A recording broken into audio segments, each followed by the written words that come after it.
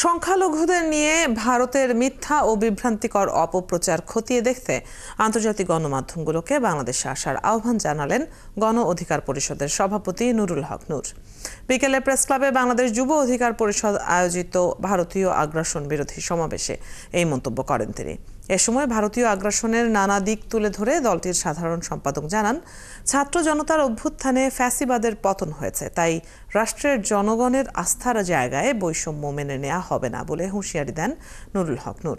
এছাড়া রাজনৈতিক দল সহ নানা ক্ষেত্রে সংস্কারের কথা বলেন তারা।